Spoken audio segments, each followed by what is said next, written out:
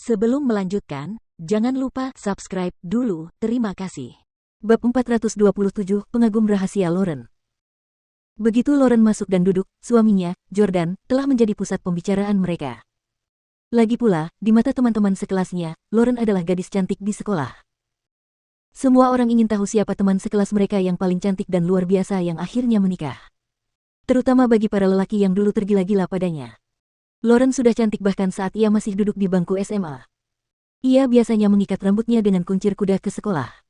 Ia lebih tinggi dari orang-orang seusianya dan penampilannya yang polos sangat menarik perhatian. Ketua kelas, Colton, selalu tergila-gila pada Lauren. Lauren bisa dikatakan sebagai gadis pertama yang pernah ia taksir seumur hidupnya. Pada tahun kedua sekolah menengah atas, Colton, yang sudah lama menaruh hati pada Lauren, akhirnya memberanikan diri untuk memberikan surat cinta kepada Lauren sebagai pernyataan perasaannya. Lauren dengan sopan dan malu-malu mengambil surat cinta itu tetapi sopir keluarganya melihatnya.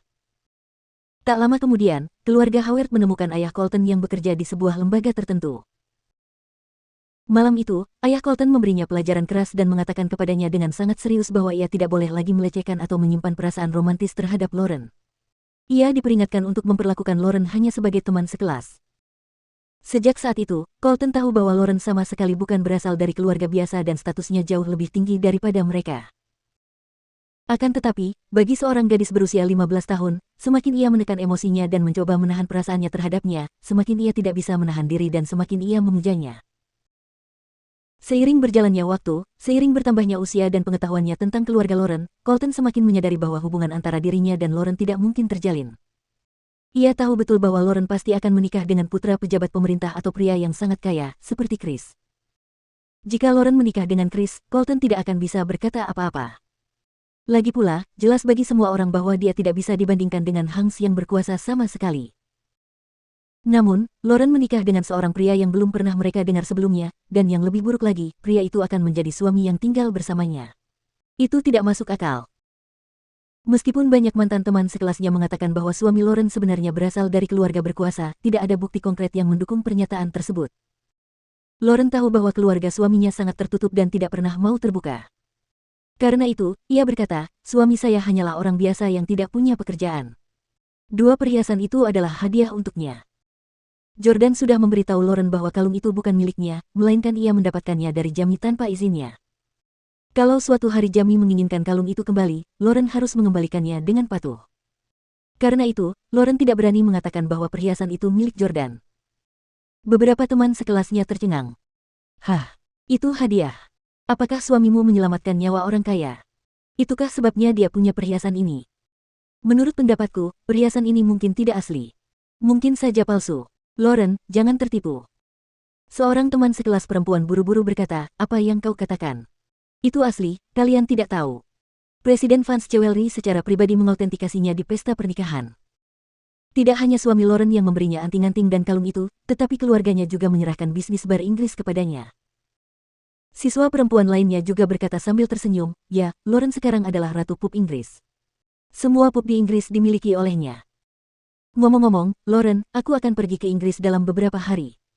Apakah itu berarti aku bisa mendapatkan minuman gratis jika aku menyebut namamu di bar? Teman-teman sekelasnya yang perempuan sangat gembira sejak mereka mengetahui bahwa semua bar di Inggris dimiliki oleh Lauren. Mereka sering pergi ke luar negeri tetapi karena berbagai alasan, mereka tidak akan pernah bersenang-senang seperti di rumah.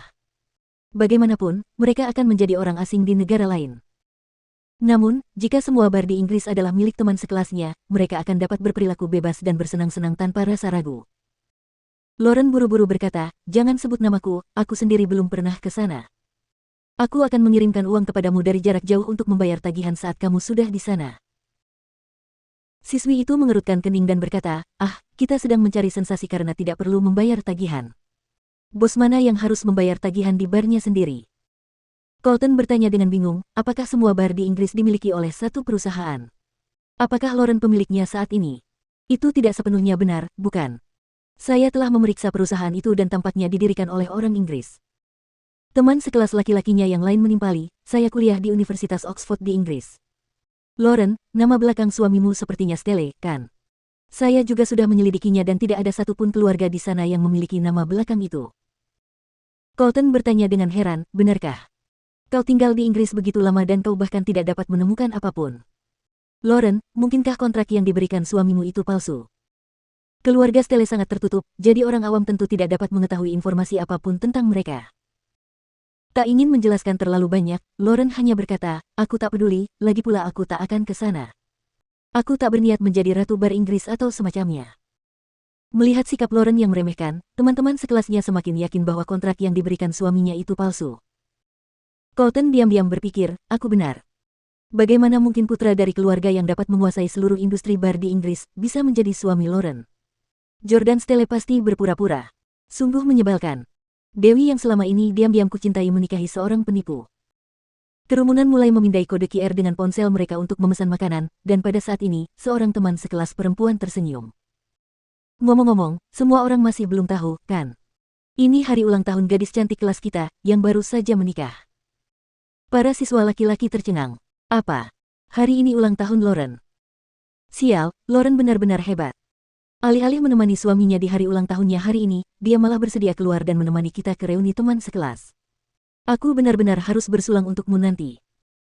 Teman sekelas perempuan itu berkata, awalnya saya agak bingung.